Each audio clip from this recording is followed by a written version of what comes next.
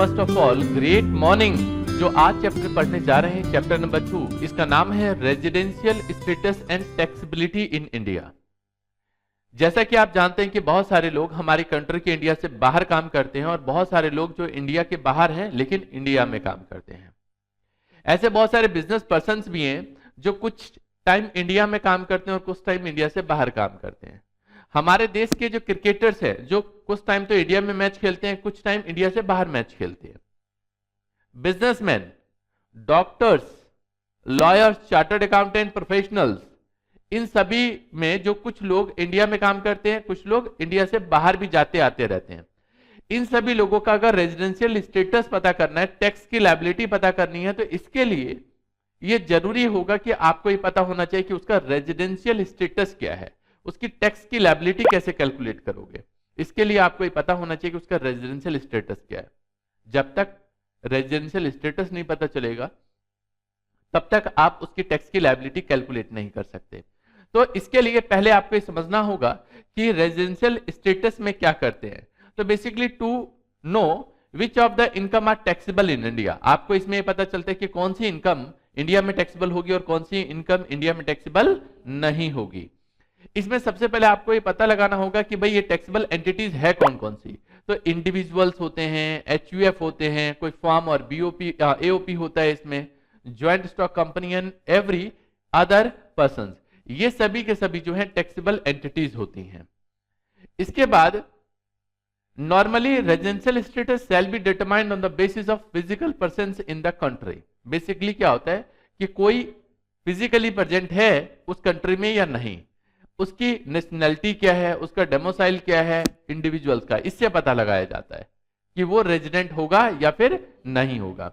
But इसके लिए हमने कुछ इनकम टैक्स के हिसाब से कंडीशंस ली हैं। कंडीशन क्या है, रेजिडेंशियल स्टेटस पता लगाने के लिए जो रेजिडेंशियल स्टेटस है उसकी कुछ कंडीशंस होती हैं। लेकिन रेजिडेंशियल स्टेटस कितने तरीके का होता है ये देखना है। तो रेजिडेंशियल स्टेटस में या तो वो रेजिडेंट होगा या वो रेजिडेंट नहीं होगा। लेकिन अगर कोई इंडिविजुअल या एचयूएफ है तो उससे आगे की कहानी भी होती है कि या तो वो ऑर्डिनरी रेजिडेंट होगा या वो नॉन ऑर्डिनरी रेजिडेंट होगा। मतलब रेजिडेंशियल स्टेटस की बात करें तो या तो रेजिडेंट होगा या नॉन रेजिडेंट होगा। लेकिन अगर इंडिविजुअल या एचयूएफ है तो या तो ऑर्डिनरी होगा या फिर नॉन ऑर्डिनरी होगा। ये ऑर्डिनरी और नॉन ऑर्डिनरी सिर्फ और सिर्फ हम कौन से केस में पता लगाते हैं, इंडिविजुअल्स और एचयूएफ के केस में पता लगाते हैं। चलो जी, अभी जरा एक बार बात करते हैं इंडिविजुअल्स के केस में कि इंडिविजुअल के केस में कैसे पता चलेगा कि कोई रेजिडेंट है या नॉन रेजिडेंट है। अगर रेजिडेंट है तो ऑर्डिनरी है या फिर नॉन ऑर्डिनरी है। देखो, अगर कोई रेजिडेंट, कोई इंडिविजुअल रेजिडेंट है तो ये कैसे पता चलेगा, अगर बेसिक कंडीशन सेटिस्फाइड हो। चलिए बेसिक कंडीशन क्या होती है अभी आगे बताऊंगा। और अगर बेसिक कंडीशन सेटिस्फाइड नहीं होगा तो वो नॉन रेजिडेंट की कैटेगरी में आएगा। दोबारा सुन लो, कोई इंडिविजुअल रेजिडेंट होगा, इसके लिए पता करना होगा बेसिक कंडीशन सेटिस्फाइड है या नहीं है। कोई इंडिविजुअल नॉन रेजिडेंट होगा, इसके लिए पता लगाना है कि बेसिक कंडीशन सेटिस्फाइड है या नहीं। तो सिंपल सी बात है, यहां पे नहीं है तभी वो नॉन रेजिडेंट है। अगर रेजिडेंट है तो आगे चेक करो कि वो इंडिविजुअल या एचयूएफ ऑर्डिनरी है या नॉन ऑर्डिनरी है। ऑर्डिनरी होगा अगर एडिशनल कंडीशन भी सेटिस्फाइड होगा, नॉन ऑर्डिनरी होगा अगर एडिशनल कंडीशन सेटिस्फाइड नहीं होगा। तो कौन सी कैटेगरी में आ जाएगा, नॉन ऑर्डिनरी की कैटेगरी में। मतलब ये बोले तो इंडिविजुअल या तो रेजिडेंट होगा या नॉन रेजिडेंट। रेजिडेंट होगा अगर बेसिक कंडीशन सेटिस्फाई हो, नॉन रेजिडेंट होगा अगर बेसिक कंडीशन सेटिस्फाइड ना हो। ऑर्डिनरी होगा, रेजिडेंट है तो ऑर्डिनरी होगा, रेजिडेंट एंड ऑर्डिनरी अगर एडिशनल कंडीशन सेटिस्फाइड है तो, रेजिडेंट बट नॉट ऑर्डिनरी अगर एडिशनल कंडीशन सेटिस्फाइड नहीं है। अच्छा जी, ये एडिशनल कंडीशन की क्या कहानी है ये भी समझते हैं। देखो, एडिशनल कंडीशन और बेसिक कंडीशन दोनों को समझने के लिए सबसे पहले बेसिक कंडीशन के बारे में बात करते हैं।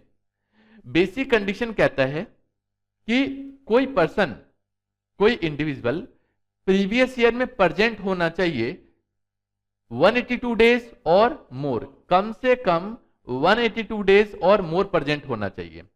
अगर ऐसा है तो वो बेसिक कंडीशन सेटिस्फाई करता है। लेकिन साथ में और भी बता दिया या तो ये कंडीशन लगा लो, या दूसरी कंडीशन है कि प्रीवियस ईयर में प्रेजेंट होना चाहिए 60 डेज और मोर, 60 डेज और मोर प्लस, हेलो, प्लस मतलब एंड 60 दिन तो प्रीवियस ईयर में प्रेजेंट होना ही चाहिए कम से कम। इसके अलावा पिछले 4 साल में, हेलो, पिछले 4 साल में वो प्रेजेंट होना चाहिए एटलीस्ट 365 डेज और मोर, 365 दिन और उससे ज्यादा इंडिया में प्रेजेंट होना चाहिए पिछले 4 साल के दौरान, पिछले 4 साल के दौरान। तो हम उसको बोलेंगे कि वो बेसिक कंडीशन सेटिस्फाई करता है।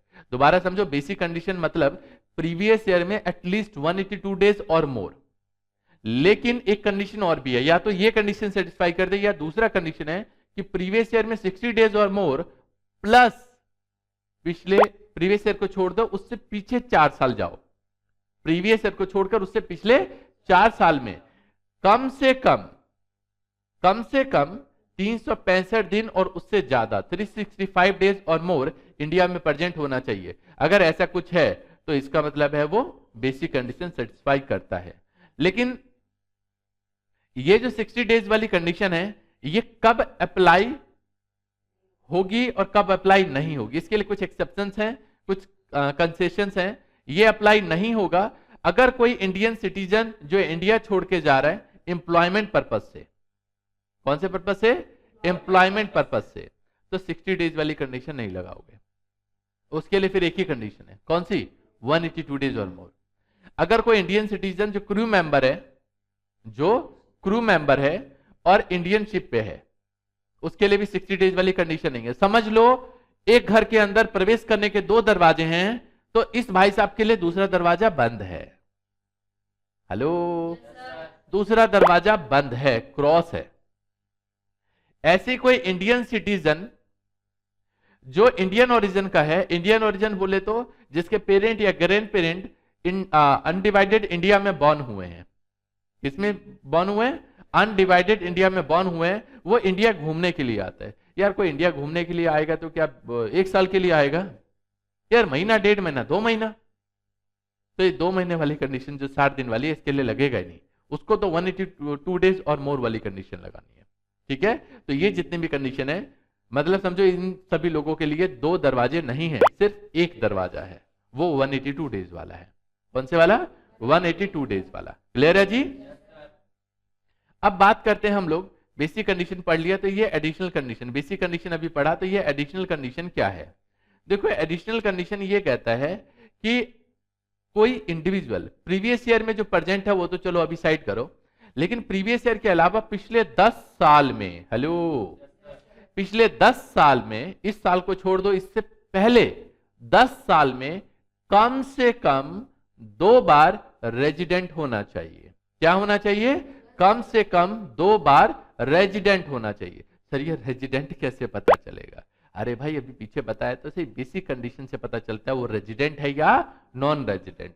एडिशनल कंडीशन से पता चलता है वो ऑर्डिनरी है या नॉन ऑर्डिनरी। ठीक है, अच्छा, इसके अलावा ये तो लगेगा ही लगेगा, ये तो लगेगा ही लगेगा, इसके अलावा ये भी लगेगा साथ में।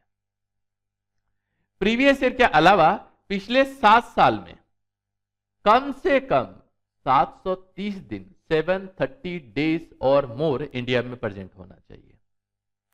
मतलब आप समझो इस कंडीशन को, प्रीवियस ईयर के अलावा, प्रीवियस ईयर में छोड़ दो, प्रीवियस ईयर से पहले पिछले 10 साल में कम से कम 2 बार रेजिडेंट होना चाहिए, एंड पिछले 7 साल में कम से कम 730 डेज और मोर इंडिया में प्रेजेंट होना चाहिए।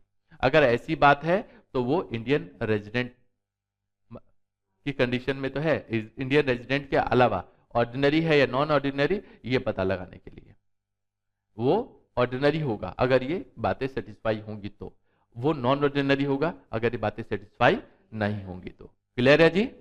मेरे ख्याल से इन सभी बातों को अच्छी तरीके से समझ लिया होगा आपने। बहुत ही इंपॉर्टेंट कॉन्सेप्ट है, क्योंकि आगे चल के ये कंफ्यूजन क्रिएट कर सकता है अगर आपको एक कंडीशन याद नहीं हुई तो। इसलिए मैं चाहता हूं कि जितनी भी कंडीशंस हैं, इन सभी कंडीशन को अच्छे से रट लो, याद कर लो।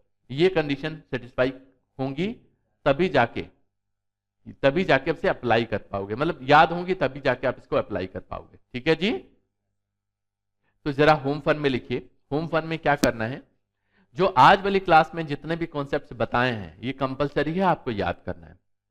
मैं फिर बता दूं, अगर कॉन्सेप्ट्स याद होंगे तभी जाके आप क्वेश्चन ठीक से कर पाएंगे, कॉन्सेप्ट्स याद नहीं होंगे तो नहीं होगा। ओके, तो ऐसा मैं उम्मीद करता हूं कि अभी जो कॉन्सेप्ट्स बताए हैं वो सभी कॉन्सेप्ट्स आपको अच्छे से समझ में आ गए होंगे, है ना।